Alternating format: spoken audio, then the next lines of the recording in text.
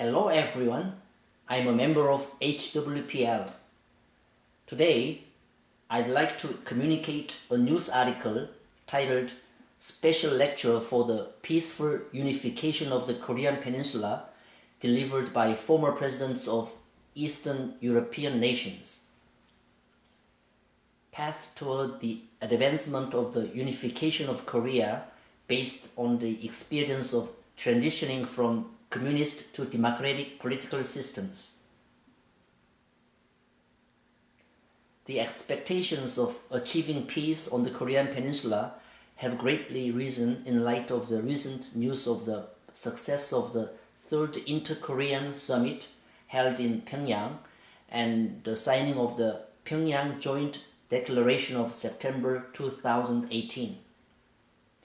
To support the peaceful unification of the Korean Peninsula, a long-cherished wish of both Korean citizens and all people across the globe, former presidents of Eastern Europe gave a special lecture in Seoul that was held under the topic of achieving peace on the Korean Peninsula and around the world.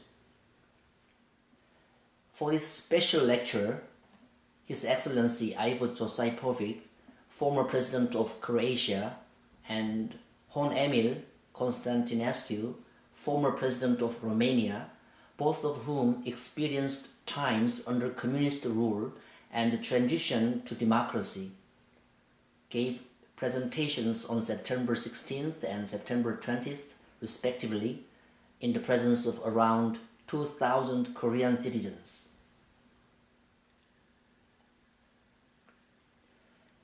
Path to Peace in the Korean Peninsula. Special lecture by His Excellency Ivo Josipovic, the former president of Croatia. On September 16th, the third president of Croatia, His Excellency Ivo Josipovic, gave a special lecture on the topic of the Path to Peace in the Korean Peninsula, which centered on the role of cultural exchange to achieve the successful reconciliation of Korea at the Grand Hilton Hotel in Seoul.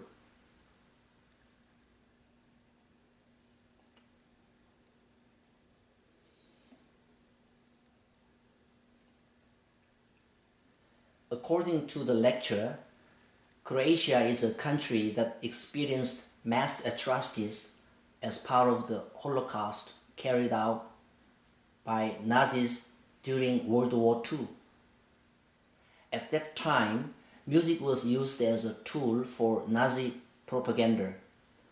However, music also served as a method to inspire and build up the resistance and protests. His Excellency Ivo Josipovic explained the power of culture in the achievement of peace in the currently divided peninsula by introducing about this historical aspect of the former Yugoslavian region.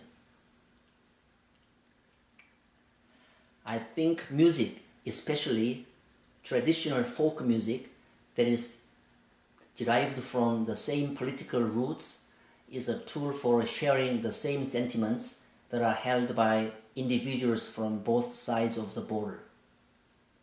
Although many countries, including the United States, China, and Japan, support the unification of Korea, it is necessary for the two leaders to meet and discuss face-to-face.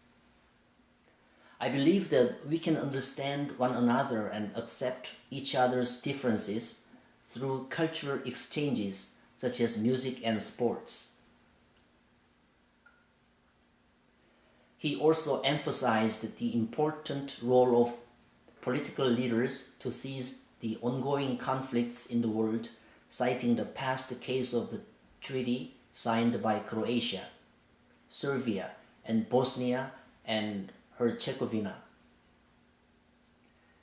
In relation to the establishment of a legally binding international law for peace, he added, presenting the Declaration of Peace and Cessation of War, DPCW, to the United Nations as a resolution with our intention to build peace in the world is novel and important.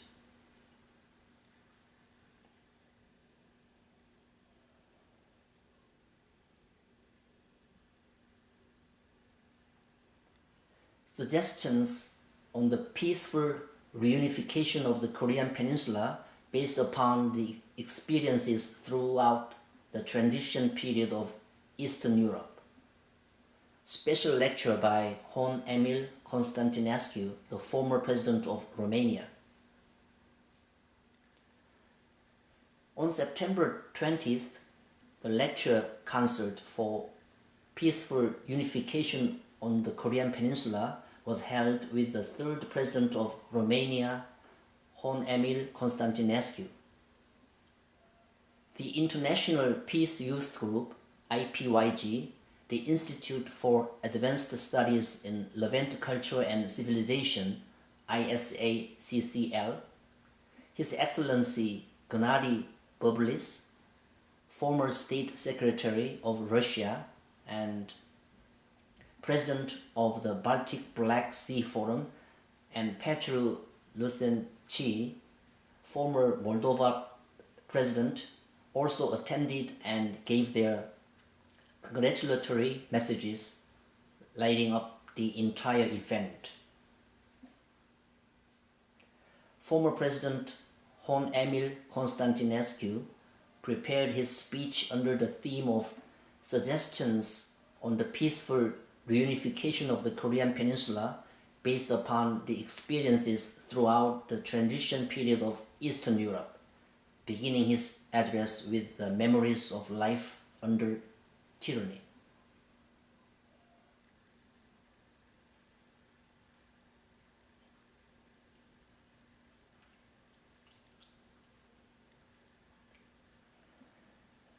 He stated, "I lived under a communist dictatorship that drive the country and its citizens of freedom for 50 years.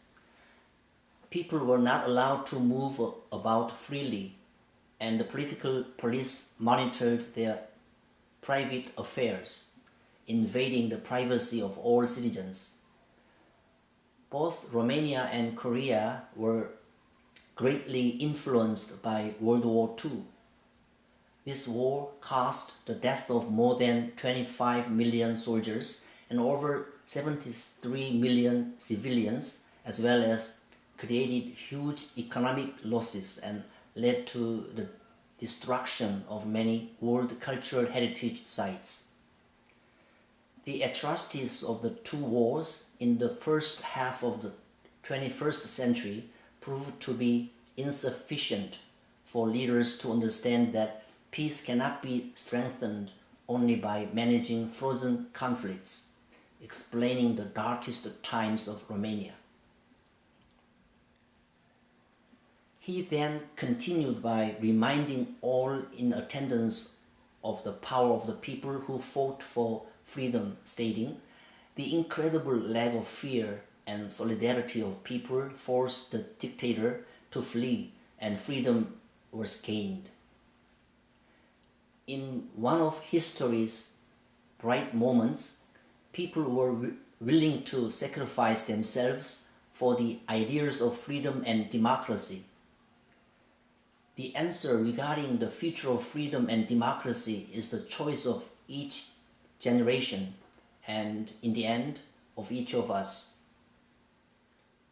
He concluded the lecture by proclaiming, "In order to achieve the peaceful reunification of the Korean Peninsula, leaders, politicians, and even the youth must have the consciousness to achieve peace."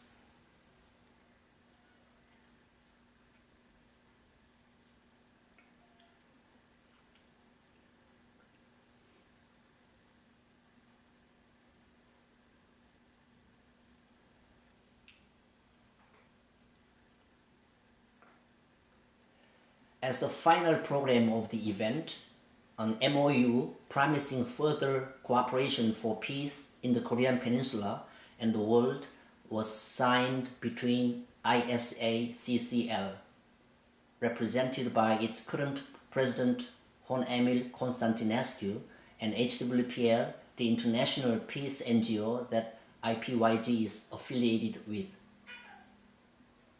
HWPL's chairman Mani Lee then delivered his congratulatory message to the audience stating, "In the Korean War, 4 million citizens were killed. Should we continue to point out guns and kill each other more? We must put down our weapons.